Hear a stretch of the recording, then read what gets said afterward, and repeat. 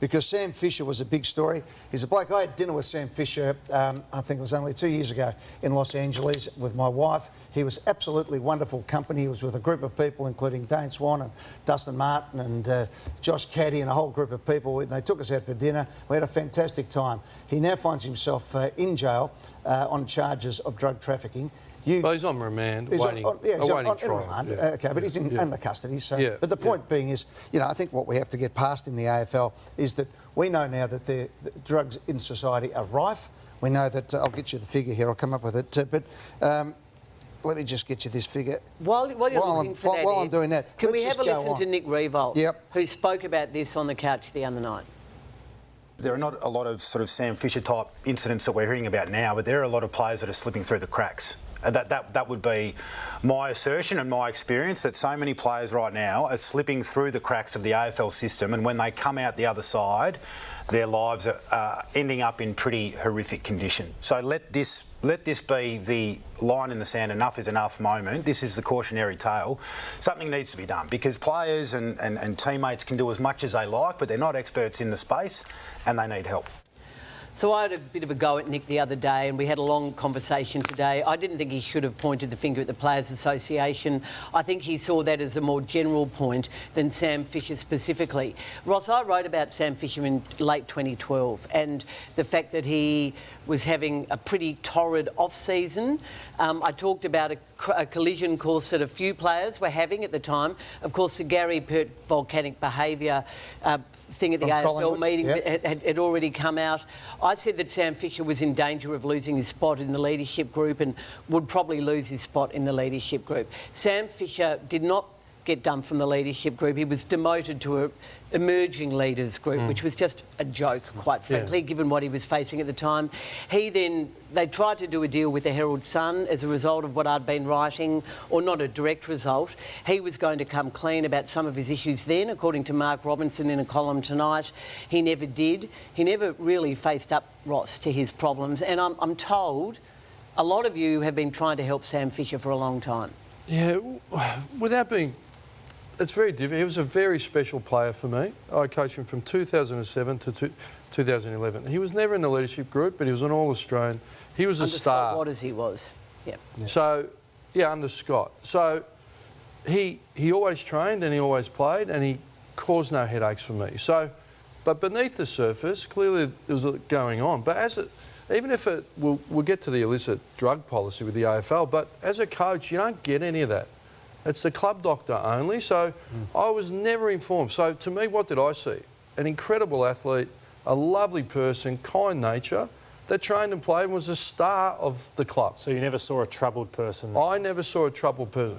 Did I know he partied hard at times? Yes. So, and then on the current charge, and he's on remand, I don't want to go on it because it's got to run it's serious, but it's got to run its course. Yeah. And everyone's entitled to a trial. So I haven't had any contact with Sam for 6 or 8 years. But Ross, are you aware that former teammates had actually tried to perform an intervention with Sam's family? They're concerned about his lifestyle and how he was living. As recently as 3 months ago? Yeah, very recent. So, and have they come to you over the past couple of years? Have you become aware? I wouldn't say the first couple of years, but yeah, I was aware and I was concerned, but I hear that many rumours in the AFL. Like, it's very difficult and we're caught up in it. But I'd like to talk to the wider issue. Wider issue. So Nick Riewoldt's point. Yeah. And the AFLPA. And look, I've got some concerns about how they case manage and all that. But that's a rehab issue and a support. I want to talk about the prehab. It's about, you want to send them away in rude health. So we'll have a paper towel I think we can bring up from 2011. And that was the headline, Saints must learn or earn. So we'd been on a camp, a few players had some sleeping tablets, there was, you know, a bit of dysfunction, social behaviour. And we'd had bits and pieces, even though high performing. And my own experience, when you get to the end of your career, if you haven't worked, you start to stress. So I really drove, you need to, and we had the meetings, you need to earn, work part-time, get some work, or learn and be enrolled. And I remember the noise around that, the AFLPA, and there was media noise, what's he banging on about? Well, that was 10 years ago. And you wouldn't play a player if they... In Fremantle, I had an experience, a young player who's still in the system now, come from a strong family. His father was a principal of a school, and he wasn't studying. Our player educational vocationalist was trying to get him the course. He wouldn't enrol. And I said, mate, I'm ringing your parents, and if you're not enrolled by the end of the week, I'm dropping you from the senior team. And then we met with his father in Melbourne, and he enrolled in the course and he got moving. Yeah. Well, there's no levers in the AFL to pull to force them to study or work. In the college system, which we compare ourselves to all the time, there's scholarships, and if they don't study, they don't play. And that's the lever they pull. We have no lever. And I can't believe that we're heading down this highway with the women's footy. Learn from the men's footy. I mean, I don't know why we're going to go down and repeat it with the women. I mean, but can I just say this? 41% of all drivers in Victoria and motorcyclists who died on roads, 41% had illicit drugs in their system. There is one way not to get a drug problem, and that's not to do drugs. Now, to your point, as a president of a football club, I would never be told what would happen, but if it got out, the club cops it. I think what we need to do is become a little bit more adult about this, because for years I actually brought up illicit drugs in the first ever president's meeting that I was in 1999, and everyone's head nearly fell off. What are you talking about? They drink, they don't. And then, you know, it was only 6 or 7 years later you had the Ben Cousins situation. I think it's time for us to say, OK, drugs are prevalent in society. We need to stop getting kids on. And what's happened is the AFL drug code, as well-meaning as it's been, has actually been a passport for players to get onto drugs. Has there been one player that's had 3 strikes and outed? One. Yeah, one. And we know... And that's because he overdosed in the car. We know the number's bigger. Yeah. It's as simple as isn't working. But if you go to a player, if you're in a nightclub, sometimes a player will want to say, I can't do it because I'm going to be tested tomorrow. If you're there and they're a bit weak, or sometimes it's everyone's doing it, we've got to get to the stage where we have to stop players getting on the drugs. At the moment, it is still about aiding people to get through. I love the health part of it, but I think we've got to go a little bit harder. By the way, I want to roll this through. These are the safety nets that are at clubs, because every time you pick it up, I get a bit tired of the newspapers saying, the clubs, I don't do anything for it. In no particular order. You walk into a club, you've got a leadership group around you, you've got teammates, you've got line coaches, you've got conditioners and trainers. When you're getting a rub down, Lloydie used to talk to your old trainer.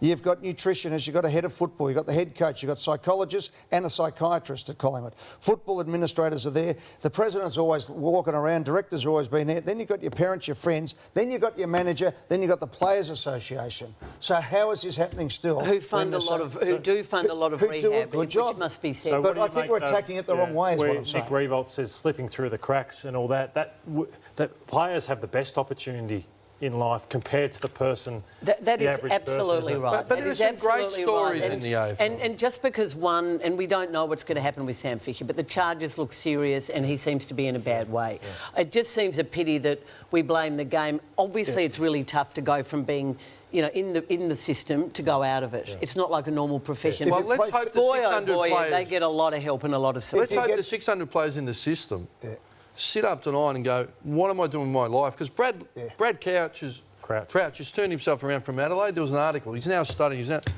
Wake up. The money's not enough, and statistically, you'll all be married, 90%, and you'll have kids and be... You're going to have to work for the next 30 years of your life. Get moving. The players need to sit down and decide what the pathway is. Do they want SOPs there to help them get around these situations, or do they want to have a life that goes on afterwards? Their decisions to be made. All right, we're going to take a break. It was pretty heavy duty. Thanks, everybody, for the honesty in that discussion, and that's what we need, more honesty when it comes to this drug situation.